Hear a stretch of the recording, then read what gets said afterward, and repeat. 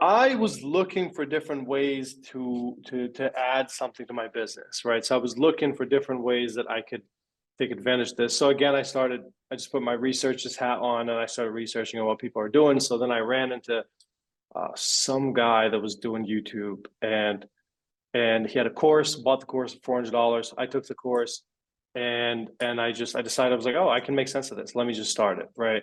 Now, it was not easy. I mean, it took me about 6 months to even make my first legit video, because it's really hard to understand. Like, you have to kind of become a amateur producer in a way to be able to succeed with YouTube, because it's people who are on YouTube, like the people who are successful on YouTube have like legit production teams now. So you can't sound like an amateur. And I know, like, people in our industry will tell you, well, just shoot your video and it's going to be fine. You just have to put yourself out there. I really don't believe that.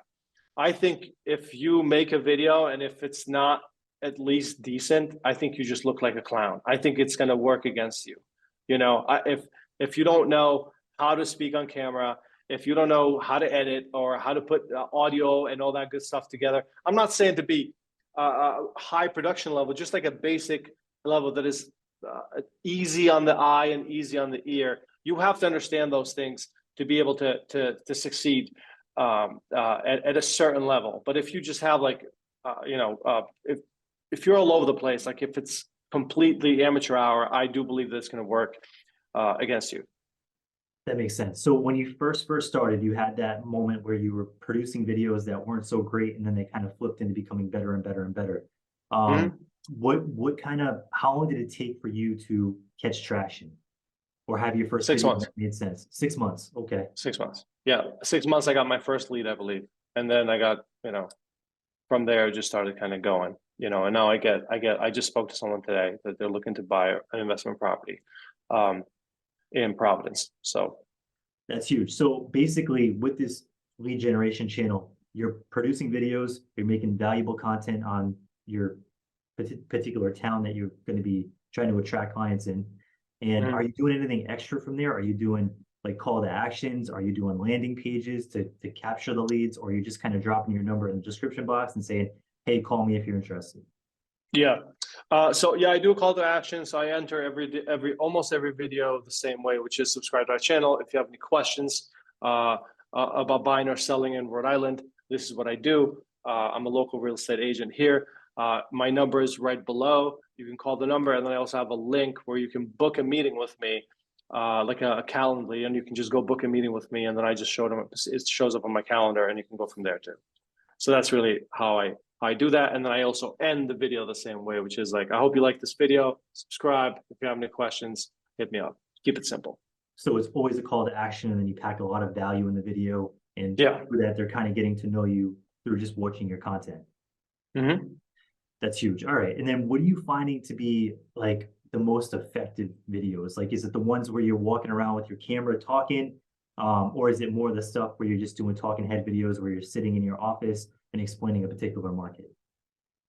Yeah. So it's really tough to pinpoint it in a way, but like the top videos, right? Like top 10 reasons, top 5 towns, top best schools. These kinds of videos tend to do better than other videos. But it's really hard to understand how YouTube, the algorithm works, right? So you can do those videos and they're going to do well, but look, like I've done so many videos, like at some point you just run out of shit to say. And then you're like trying to reinvent things. Like sometimes I'll even grab the old videos and I look at them. I'm like, all right, let me do an updated version of this because a couple of things have changed, for example, in the neighborhood, right? And you can see that the same video, it's actually better production. I sound better on camera, better editing, better camera, better lighting, the whole thing. And it still doesn't do as well as my last video did. So it's like, it's hard to comprehend, right? It's hard to understand which ones do better. So that's why the goal is you want to get your speaking camera and skills at a certain level. That's one. Two, you want to have a basic level of production. Some lighting, like right now I have lights, right? Some lighting, decent mic, decent camera. And then you want to get them edited, right? Like ums and ahs have to be kind of cut out so that it flows the video. B-roll is keep it simple. You want to do that so that it keeps the audience engaged, and then just keep making videos. And once you see something doing better than others, go back to the video and try to identify why this video did better. You know what I mean? And then just kind of go from there. That's huge. Okay, that makes sense. Now, with these videos, like, are there any lessons you learned that really made your channel take a leap? Like, I can give you one, for example, like thumbnail quality, like when you're designing Yes. thumbnails that make people want to click the video, things like that. Is there anything that really like aha moments that made you say, oh, wow, this is working really well. I need to do this on every single one? Yeah, thumbnails was one. Two, short intro and get right into the video. Don't, like, I see a lot of people, they're like, they make a stupid joke in the beginning. Like, people don't care about you.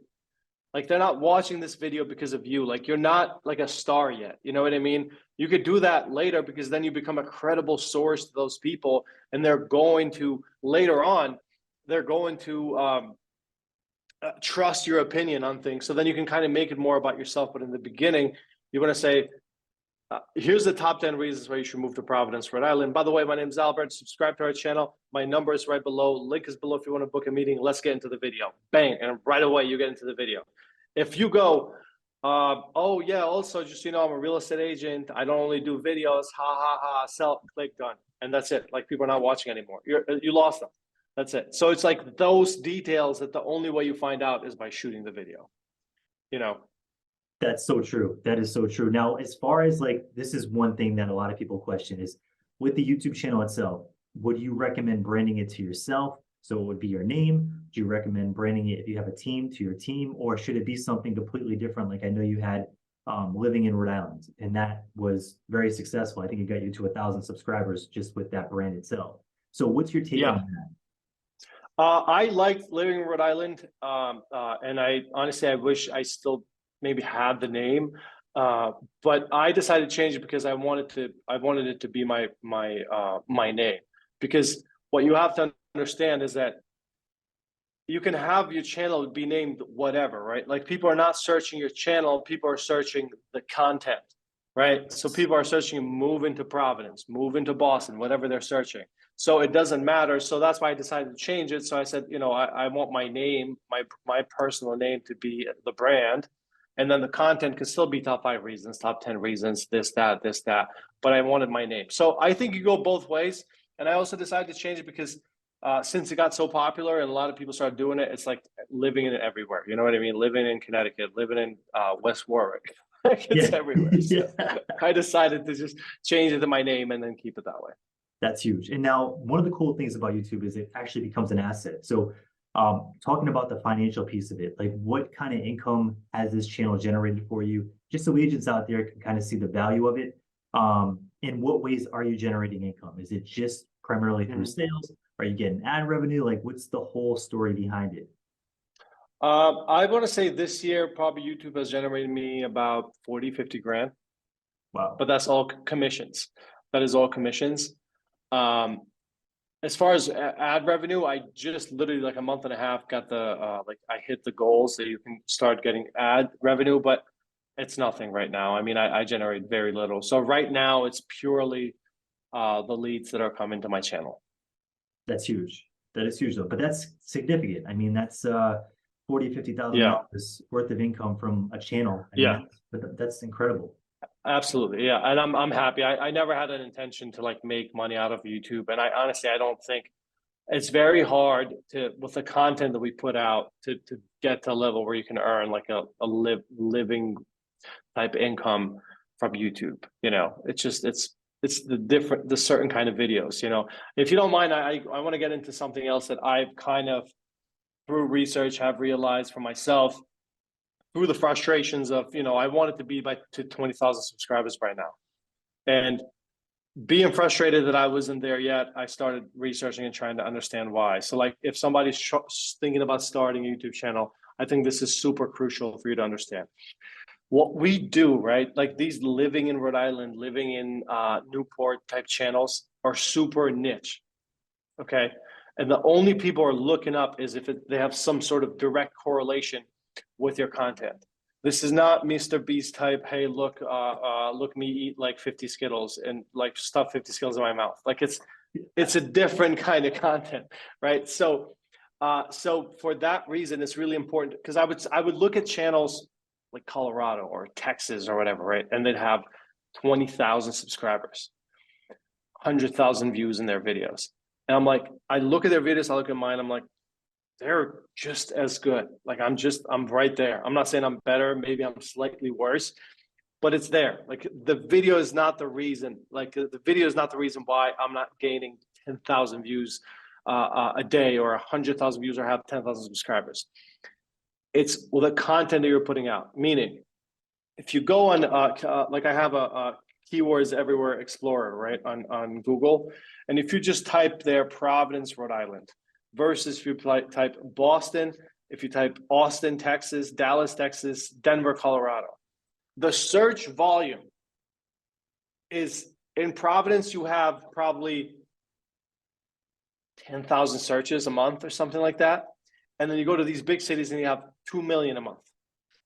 So it's more people searching for the thing than, yes, YouTube is going to show it to you. So you have to keep that in mind. And also I started understanding that. I'm like, okay, like that's why I got to pivot. Like I got to figure out how to gain more views and gain more traction because the way I'm doing it is not quite working. That's a good point. Search traffic makes all the difference. If you're targeting keywords and they just don't have that much, you can't expect to have It's just, you just have to think about how many people are moving to Rhode Island versus Denver, Colorado. Big difference. And then go from there. And you have to accept that as a reality. Like you can't say, oh, I'm going to get the 100,000 subscribers. You're not. Not with that content. Like you do other content that is entertaining. Yeah, I mean, you can get, that doesn't matter where you are. But with this kind of content that is focus is to generate leads for the business, you're not getting there. You're just not. And that's the thing too. You don't have to get there to make good money. Like, I mean, you can get to 1,000 or 1,500 subscribers that are really engaged and make, $100,000 a year from your channel. So that's the best part about it. Now with people that are starting this, I mean, I feel like a lot of people start their channel and they realize it's harder than it looks, and then they give up. What would you say to people that are starting a channel? They maybe shot some videos, they're not getting any views. It's like crickets every time they post. What would you say to them? Like, because we've all been there. I've been there with my channel. You've been there with your channel. What advice would you give to those people? If I were to start over the channel, I'll take it that direction. If I were to start the channel over, I probably would have shot 100 videos before I posted my first one, and then I would have just grabbed the other channels that are already successful, look at their videos, and just try to get as good as those guys are or girls, right? I would try to get as good as they are. And you can see why. I wasn't as good in the beginning. I just wasn't. But I wish I would have like shot 100 videos and then like schedule them to post like every 3 days. Bang, bang, bang, bang, bang. And then you just develop this crazy momentum and library, right? Rather than, you shoot one video, and then you shoot another one 3 weeks later, you're frustrated because it didn't do well. You don't know what other video to shoot. So this way you just shoot all of them that they're telling you to shoot, get as high quality as possible, post them. And I think you'd see much more success that way. The other thing, definitely invest in some sort of course or whatever, whoever has that course, definitely invest in something to understand the basic of what you're doing. I don't believe that you can shoot a YouTube video with your phone. I just don't. I really don't believe it. You can shoot it, but it's got to be the right lighting, the right audio, and then the content. Like you have to have good content. You can't just talk there like, oh yeah, there's this bakery down the street. What's the name of it? And then you're just thinking on the video. Like you can't do that. You really have to be banged. Like give it. Like that's the type of content we're making. We're not making a content that is casual lifestyle. This is more informative, like news. Like you got to give it to people quick when they're just going to go like I find myself, if I'm trying to learn something, like whatever it is, and if I go through it, I'm like, I put it on, if it's boring, I just put it on like 1.5 speed, right? I listen to it quick, and then I'm like, okay, I got to just skip this because it was just like rambling. I got to find what I'm looking for. So just keep that in mind, because most people do that. That's huge. So now speaking of, equipment, you mentioned shooting from your phone, doing things in that way is probably not the best thing. What would you say investment wise you need to kind of put aside to invest in starting a quality channel? $500. 500? $500. You get no, probably 800. You want to get a camera, like I have a Canon M50 Mark II or whatever. So that'll cost you like $450. You could buy a used one for probably $350. That'll be fine. That's one. A mic. You need a mic. A mic is probably going to run you about $100, like a decent mic. Or you could do a lapel for 85. That's fine too. Lighting, basic lighting could cost you like $100. You want to go crazy, $200. And then you want to find an editor. I wouldn't try to become an editor myself. I just wouldn't. It's just not worth it because it's a highly skilled thing, and it's better that you just find someone and then you pay them per video. There's a lot of people, like I have people now because of the channel, they've reached out to me like, hey, let me edit a video for you for $50 or $40. And it's worth paying that because once you shoot a video like that, you're going to see the amount of subscribers you're going to get versus you trying to edit in a video yourself, and it just looks terrible. Now, did you try to edit yourself when you first started? Yeah, You did. I wish I didn't. I did like the first 4, and I was like, this is. I mean, the amount of time it takes. It's not a joke, you know. It's because you got to remember, like, we're not YouTubers, we're real estate agents. So like, I don't have the time to sit there for 4 hours and edit a video. But if you want to, it's going to take you about 4 hours to edit it if you want it to come out nice. And still, it's not going to come as nice as somebody who is a professional at that. It might take them 40 minutes to edit. That's the biggest thing. That is the biggest thing. So basically, you're looking at audio equipment, a camera setup, and lighting, and then an editor as you produce more videos. Yeah. Honestly, I would budget for the editor day one. I would find the editor before I even start shooting. That's you. Okay, that makes sense. That makes sense. Yeah. Now, so all in all, with all your social media, how many sales have you converted so far to date with this process? I'd say like maybe about 15 deals I've done from YouTube since I started from all my social media. It's nothing crazy. I don't want to sit here and tell you I've done more than I did. I've done about 15 deals, but I'm happy with it because of our area. I know the capacity of what our YouTube channel generates, right?